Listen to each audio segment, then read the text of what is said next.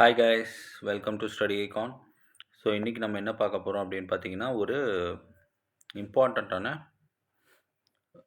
Case ஸ்டடியை பற்றி பார்க்க போகிறோம். சரிங்களா? ஸோ ஃபஸ்ட்டு கேஸ் ஸ்டடி நம்ம படிக்கணும். இதில் என்ன கொடுத்துருக்காங்க, green leaf organic limited was founded in 2010 in Portland some ஏரியாவில் அதை கண்டுபிடிச்சிருக்காங்க. ஸோ இதில் வந்து பார்த்தீங்க அப்படின்னா, இவங்க என்ன பண்ணுறாங்க அப்படின்னா, இவங்களுடைய ஆக்டிவிட்டி என்ன அப்படின்னு பார்த்தீங்கன்னா, they are focusing on plant based protein supplement and organic snacks. Over the last decade, GLO has transitioned from a local farmer market supply to a regional powerhouse with distributed channels in 3 major states. So அவங்க local farmer, அதாவது அவங்களோட main வந்து பார்த்திங்க அப்படின்னா protein based சப்ளிமெண்ட்டை இது பண்ணுறது. ஓகேங்களா? சரி, இப்போது 2023-24 இந்த கம்பெனியினுடைய பொசிஷன் என்னன்னு பார்த்துக்கலாம். ஸோ கம்பெனியினுடைய போர்ட் ஆஃப் டைரக்டர்ஸ் எல்லாம் சேர்ந்து ஸ்கேல் அப் ஸ்ட்ராட்டஜின்னு ஒன்று கொண்டு வராங்க. அதில் என்ன சொல்கிறாங்க அப்படின்னா, புது மெஷினரியை அவங்க வாங்கணும்னு பார்க்குறாங்க. ப்ரொடக்ஷன் கெப்பாசிட்டியை 40% இன்க்ரீஸ் பண்ணணும்னு சொல்லிட்டு, அப்புறம் மார்க்கெட் எக்ஸ்பான்ஷன்ஸ்க்காக பார்க்குறாங்க, நியூ ப்ராடக்ட் லைன்ஸை பண்ணணும் அப்படின்ட்டு, அப்புறம் டெப்டை வந்து ரீஸ்ட்ரக்சர் பண்ணணும் அப்படிங்கிறாங்க. ரீஸ்ட்ரக்சரிங்கில் என்ன சொல்கிறாங்கன்னா, taking on a substantial long term to finance capital expenditure while paying off smaller and high interest short term debt. அதாவது பெரிய லோன் எடுத்துகிட்டு சின்ன லோனை ரீபேமெண்ட் பண்ணி விட்டுறலாம், அதிகமான இன்ட்ரெஸ்ட் இருக்கிறத கட்டி விட்டுறலாம் அப்படின்ற மாதிரி சொல்கிறாங்க. Okay, however this expansion brought challenges, supply chain disruption, increased raw material cost. ஏன்னா ரா மெட்டீரியல் காஸ்ட் இவங்களுக்கு இன்க்ரீஸ் ஆகிடுச்சு, மார்க்கெட்டிங் கேம்பெயின் வந்துட்டு கேஷ் ரிசர்வ்ஸ் எல்லாம் செலவாயிடுச்சு. ஓகே, ஸோ இப்போ சிஎஃப்ஓ என்ன பண்ணுறாங்க அப்படின்னா, சீஃப் ஃபைனான்சிங் ஆஃபீஸர் வந்துட்டு ஒரு பேலன்ஸ் ஷீட் ப்ரிப்பேர் பண்ணுறாங்க அவங்க ஷேர் ஹோல்டர்ஸ்க்கு ப்ரெசென்ட் பண்ணுறதுக்காக. ஸோ ஓகே, ஸோ இவருக்கு வந்துட்டு இந்த கம்பெனியினுடைய லிக்விடிட்டி பொசிஷன் அண்டு அசட்ஸ்லாம் என்னென்ன இருக்குன்றதை பண்ணுறாரு. ஸோ இதில் வந்து ஈவெண்ட்ஸ் என்னென்ன இருக்குது அப்படின்னு பார்த்தீங்கன்னா கொடுத்துருக்காங்க பாருங்கள். இந்த லோன் 2021 அக்டோபரில் 5 இயர் டேர்ம் லோன் வாங்கியிருக்காங்க, 5 lakhs rupees. Okay, interest rate வந்து 10%. அப்புறம் அதே மந்த்து ஒரு அசட்டை பர்ச்சேஸ் பண்ணியிருக்காங்க 4 lakh rupees. இன்ஸ்டாலேஷன் காஸ்ட் வந்து 20,000. சரியா? இன்வென்ட்ரி மேனேஜ்மெண்ட் வந்து பார்த்திங்க அப்படின்னா டிமாண்ட் காரணத்தினால ஸ்டாக்ஸ் வந்துட்டு ரா மெட்டீரியல் அதிகமாக வாங்கி வச்சுட்டாங்க. சரியா? இப்போ இதுதான் வந்து உங்களுடைய trial balance sheet extract. So share capital, general reserve, ரீட்டைன்ட் earnings இந்த மாதிரி நிறைய கொடுத்துருக்காங்க. ஓகேவா? என்னென்ன கொடுத்துருக்காங்கன்னு பார்த்துக்கலாம். இவங்களோட ஈக்விட்டியில் வந்து பார்த்திங்க அப்படின்னா share capital, general reserve, ரீட்டைன்ட் earnings மட்டும் தான் கொடுத்துருக்காங்க.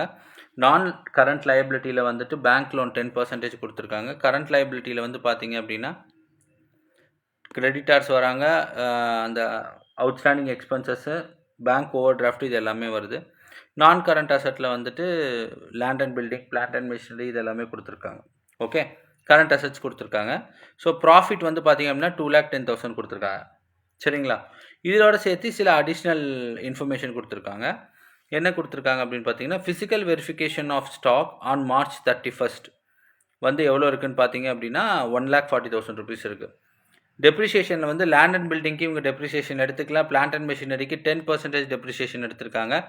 புது மெஷினரி வந்து பார்த்தீங்கன்னா 6 month தான் டெப்ரிசியேஷன் கால்குலேட் பண்ணணும்னு சொல்லியிருக்காங்க. ஓகே, ஃபர்னிச்சருக்கான டெப்ரிசியேஷன் 15% கொடுத்துருக்காங்க. சரியா? அடுத்து வந்து பார்த்திங்க அப்படின்னா பேட் டெப்ஸ் ஏதாவது இருக்கானா இருக்குது இவங்ககிட்டையும். ஸோ அது வந்து பார்த்திங்கன்னா ப்ரொவிஷன் வந்து 5% எடுத்து வச்சுருக்காங்க. லோனுக்கான வட்டி வந்து 10%, டாக்ஸேஷன் வந்து பார்த்திங்கன்னா 30% ஆஃப் த நெட் ப்ராஃபிட். அதான் ஞாபகம் வச்சுக்கணும், நெட் ப்ராஃபிட்டில் 30%. டிவிடெண்ட் வந்து பார்த்திங்க அப்படின்னா 50%, 0.50 கொடுக்கலான் இருக்காங்க. ஒரு ஷேருக்கு 0.50 கொடுக்கலாம் அப்படின்ற மாதிரி இருக்காங்க. ஸோ இப்போ வந்து பார்த்திங்க அப்படின்னா சில கொஷின்ஸ் வந்து நமக்கு கேட்குறாங்க, அது என்ன அப்படிங்கிறத பார்த்துக்கலாம். ஓகே, ஸோ ரைட் சைடில் வந்து பார்த்தீங்கன்னா என்னோடய காலமில் கொஷின்ஸ் இருக்கும். எதுக்காக ரைட் சைடில் வச்சுருக்கேன்னா it will be easy for you to understand இல்லையா, அதுக்காக தான் வச்சுருக்கேன். ஸோ ஃபர்ஸ்ட் கொஷின் என்ன கொடுத்துருக்காங்கன்னு பார்ப்போம். ஸோ நம்ம பேலன்ஸ் ஷீட்டுக்கு போய்க்கலாம் மேலே. Just a second. ஸோ கொஷினை வந்துட்டு நீங்கள் ஒரு டைம் ஸ்க்ரீன்ஷாட் எடுத்து வச்சுக்கோங்க. ஸ்க்ரீன்ஷாட் எடுத்து வச்சுட்டு படிச்சுக்கோங்க. It will be easy for you. சரியா? ஓகே ஓகே, இப்போது கொஷின், ஃபர்ஸ்ட் கொஷின் என்ன அப்படின்னா, calculate the depreciation expenses chargeable on the new packaging machine for the year ended March 2024. Okay, இதை வந்து கேல்குலேட் பண்ண சொல்கிறாங்க. ஸோ இது எப்படி கேல்குலேட் பண்ணலாம் அப்படின்னா, ஃபஸ்ட்டு டெப்ரிசியேஷன் எக்ஸ்பென்சஸ் எவ்வளோ இருக்குது அப்படிங்கிறத நம்ம பார்க்கணும். ஓகே, ஸோ இதில் வந்து பார்த்தீங்க அப்படின்னா காஸ்ட் ஆஃப் த மெஷினரி எவ்வளோ, காஸ்ட் ஆஃப் த மெஷினரி எவ்வளோ இருக்குன்னு பார்க்கணும். இந்த இங்கே இருக்குது பார்த்தீங்களா, பேக்கேஜ் மெஷினரி 4,20,000. நியூ பேக்கேஜ் மெஷினுக்கு தான் அவங்களும் கொஷினில் கேட்டிருக்காங்க. ஸோ நியூ பேக்கேஜுக்கு வந்து 4,20,000, 4.20. ஸோ 10% டெப்ரிசியேஷன் கொடுத்துருந்தாங்கன்னு கீழே கொஷினில் நான் காமிச்சிருந்தேன். So into 10 divided by 100. But ஆனால் இதில் வந்து பார்த்தீங்கன்னா 6 மந்த் ஓல்டு தான் ஆயிருக்கு, 1 இயருக்கு தான் 10%. அப்போ 6 மந்த்னா 6 டிவைடட் பை 12. ஸோ இதோட வேல்யூ வந்து பார்த்தீங்க அப்படின்னா 21,000 வரும். ஓகே, ஜஸ்ட் இதை கேல்குலேட் பண்ணி பாருங்கள். ஸோ இந்த மாதிரி தான் ஃப்ரெண்ட்ஸ் உங்களுக்கு கொஷின் வரும். கொஷின் வந்து நீங்கள் நியூமரிக்கல் சால்வ் பண்ணுறீங்க அப்படின்னா இந்த மாதிரி தான் சால்வ் பண்ணுற மாதிரி வரும். அண்ட் இது வந்து நீங்கள் நல்லா புரிஞ்சுக்கிட்டீங்கன்னா it will be very easy for you. Okay, so next வந்து பார்த்தீங்க அப்படின்னா what is the value of net trade receivable that will appear on the asset side of the balance sheet. Net trade receivables எவ்வளோ வருதுன்னு கேட்குறாங்க. சரியா, so net trade ரிசீவபிள்ஸ்னால் என்னது, நம்ம வந்து கடன் கொடுத்துருக்கோம், கடனுக்கு பொருள் கொடுத்துருக்கோம், அதை வந்து நமக்கு திருப்பி வரணும். கரெக்டாக? ஸோ இங்கே வந்து ஒரு வேர்டு யூஸ் பண்ணுறாங்க, நெட்டு அப்படின்ட்டு. நெட் அப்படின்னா something is going to be cut out from the cross, அதான் நெட்டுன்னு சொல்லுவாங்க. ஓகே, ஸோ இப்போ வந்து ரிசீவபிள்ஸ் எவ்வளோ இருக்குன்னு நமக்கு பாருங்கள். ரிசீவபிள்ஸ் இங்கே இருக்குது 1,80,000. சரியா, இந்த ரிசீவபிள்ஸ்லேருந்து பேட் டெப்ட்னு சொல்கிறாங்க இல்லையா, அது வந்து ஒரு 5% கொடுத்துருக்காங்க. ஸோ அந்த 5% நம்ம கழிக்கணும். So 5% of 1,80,000 is your 9,000. So value வந்து பார்த்தீங்கன்னா 1,71,000. சரியா, ஸோ இந்த மாதிரி கேள்விகள் வரும். இது வந்துட்டு நம்ம பார்க்காத வகையில் கேள்வி வர்றதுனால நம்ம ஈஸிங்கிறது தெரியாமல் நம்ம விட்டுட்டு வந்துடக்கூடாது. ஓகே, நெக்ஸ்ட் வந்து calculate the amount of outstanding interest of the bank loan must be added to the current liability. Okay, current liability first எங்கே இருக்கு? So your current liability is here. என்னென்ன கொடுத்துருக்காங்க அப்படின்னு பார்த்தீங்கன்னா டோட்டல் ப்ரேடு வந்துட்டு 1,20,000, outstanding வந்து 10,000, bank over draft வந்து 25,000. ஓகேவா? ஸோ கொஷின் என்ன கேட்டிருக்காங்க, calculate the amount of outstanding interest of the bank loan, outstanding interest on the bank loan that must be added to the current liability. So bank loan எவ்வளோ கொடுத்துருக்காங்க, they are going to take loan of rupees 5 lakhs இல்லையா? கரெக்டாக கொஷினில் அவ்வளோ தானே கேட்டிருந்தாங்க நமக்கு. 1 minute, நான் கீழே போய் கொஷின் மட்டும் ஒரு டைம் பார்த்துட்டு வந்துடுறேன். அடிஷ்னல் இன்ஃபர்மேஷனில் கொடுத்துருப்பாங்க.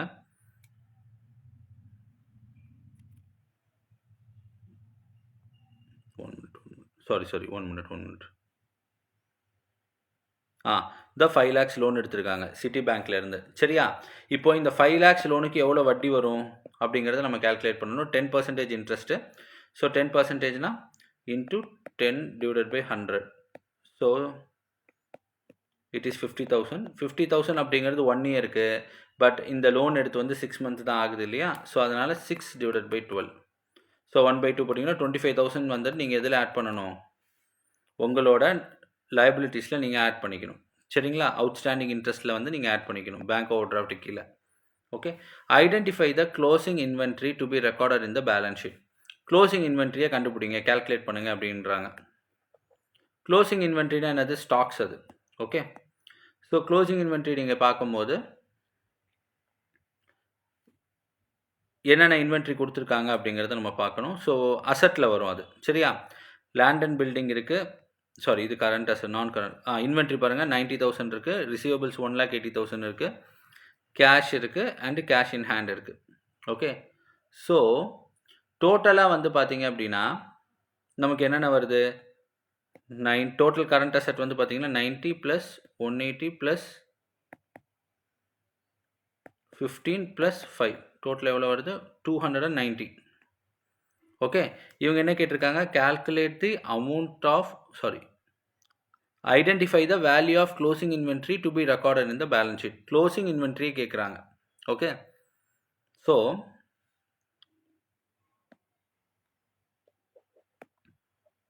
how much it is,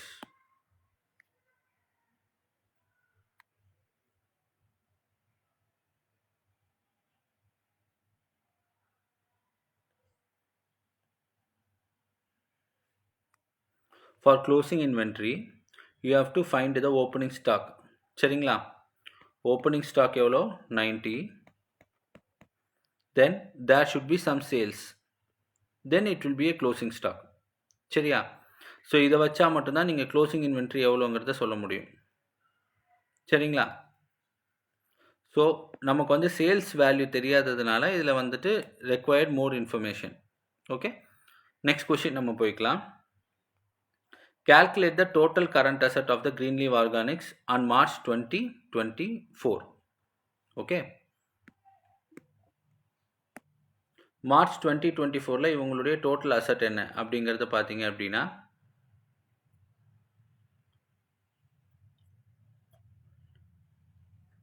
inventory வந்துட்டு 140 ப்ளஸ் டெட்டார்ஸ் வந்து பார்த்தீங்க அப்படின்னா 171,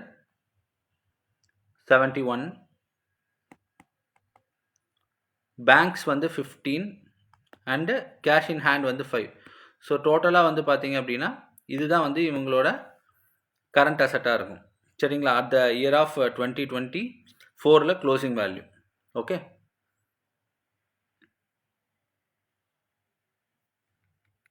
ஆமே கிளியர் சார்? உங்களுக்கு ஏதாவது டவுட் இருக்குது அப்படின்னா நீங்கள் இதில் கேளுங்க, எப்படி அந்த ஃபிகர் அரைவ் பண்ணுறாங்க, எப்படி பண்ணாங்க அப்படின்ட்டு. So everything is explain 1 or 2 times check பண்ணி கூட பார்த்துக்காங்க. சரிங்களா? So if you have any kind of doubt then you can just make a message to my study icon app so that I can able to explain you very easily. Okay, சரிங்களா? Next வந்து பார்த்தீங்க அப்படின்னா what is the book value, அதாவது net block என்ன அப்படிங்கிறது கேட்காங்க. Plant and மெஷினரிக்கு old machinery cost எவ்வளோ, நமக்கு மொத்தம் 600 கொடுத்துருக்காங்க இல்லையா? ஓல்டு மிஷினரி இங்கே கொடுத்துருந்தாங்களே, 600 கொடுத்துருக்காங்க. அதுக்கப்புறமேட்டு பார்த்தீங்கன்னா அதில் இருக்க டெப்ரிசியேஷன் 10% நீங்கள் கழிச்சிட்டிங்க அப்படின்னா ஸோ 540 வரும். நியூ மிஷினரி வந்து பார்த்தீங்கன்னா 420, டெப்ரிசியேஷன் போக வந்து உங்களுக்கு 399 வரும். ஸோ டோட்டலாக வந்து பார்த்தீங்கன்னா 939K வரும். Okay, old machinery new machinery அப்படியே ஆட் பண்ணி போடலாம், அது ப்ராப்ளம் கிடையாது. பட் ஆனால் டெப்ரிசியேஷன் நம்ம எடுத்துக்கணும். ஓல்டு மிஷினரிக்கு 1 year டெப்ரிசியேஷன் 10% காமிக்கணும், நியூ மிஷினரிக்கு 10% 6 month காமிக்கணும். ஓகே, ஸோ அது ரெண்டே ஆட் பண்ணிங்க அப்படின்னா உங்களுக்கு நெட் பிளாக் என்ன அப்படிங்கிறது கிடச்சிரும். சரிங்களா? ஸோ நெக்ஸ்ட் கொஸ்டின் வந்து பார்த்தீங்க அப்படின்னா total share capital of the company. Total share capital எங்கே இருக்குது? சிம்பிள், டைரெக்டாக மேலே போங்க, ட்ரையல் பேலன்ஸ் எக்ஸ்ட்ராக்டில் அழகாக கொடுத்துட்டாங்க பார்த்தீங்களா, ஷேர் கேபிட்டல். ஸோ டோட்டல் ஒரு ஷேர் வந்து 10 ரூபா, டோட்டல் எவ்வளோ கேபிட்டல் இருக்குது? 1,000,000, 1 lakh இருக்கா? சாரி 10 lakhs இருக்குது. ஸோ அப்போ எத்தனை ஷேர் இஷ்யூ பண்ணியிருக்காங்க? Number of shares 1 lakh share issue பண்ணியிருக்காங்க. அதையும் நீங்கள் கால்குலேட் பண்ணிக்கலாம். ஓகே, சரிங்களா? ஸோ இந்த மாதிரி தான் கொஷின்ஸ் உங்களுக்கு கேட்பாங்க. அண்ட் இதில் உங்களுக்கு வந்து பார்த்தீங்க அப்படின்னா மெயினாக எங்கே டவுட் வரும் அப்படின்னா நெக்ஸ்ட் இயர் க்ளோசிங் ஸ்டாக் எழுதுறதுல உங்களுக்கு டவுட் வரதுக்கு சான்சஸ் அதிகமாக இருக்குது. அதே நேரத்தில் net block of depreciation asset, net பிளாக்குங்கிற வேர்டை நல்லா ஞாபகம் வச்சுக்கோங்க. Net block is something like where you have to subtract your depreciation and give me the data. டெப்ரிசியேஷனை கழிச்சிட்டு நீங்கள் டேட்டா கொடுக்குறது தான் வந்து நெட் பிளாக்குன்னு அர்த்தம். Okay, you remember that one. Something you have to minus it. இப்போது உங்களுக்கு வந்துட்டு ஒரு 1,00,000 ரூபாய்க்கு ஸ்டாக்ஸ் வச்சுருக்கீங்க, சாரி ஒரு பில்டிங் இருக்குது, அதுக்கு 10% அப்படின்னா 10,000 மைனஸ் பண்ணிட்டீங்க அப்படின்னா சம்திங் இட் வில் கம்னா ஃபிக்ஸட் அசட்டில், அதுதான் நெட் பிளாக் அப்படின்னு சொல்லுவாங்க. ஓகே, ஸோ இதில் வந்து பார்த்தீங்க அப்படின்னா பிளான்ஸ் அண்ட் மெஷினரி தான் வரும். Okay, am I clear? I hope I will be clear and I am winding up the class with this case study. And if you have any kind of doubt, you kindly feel free to ping me in my Android class. Okay, thank you for watching this video and download our app at Android.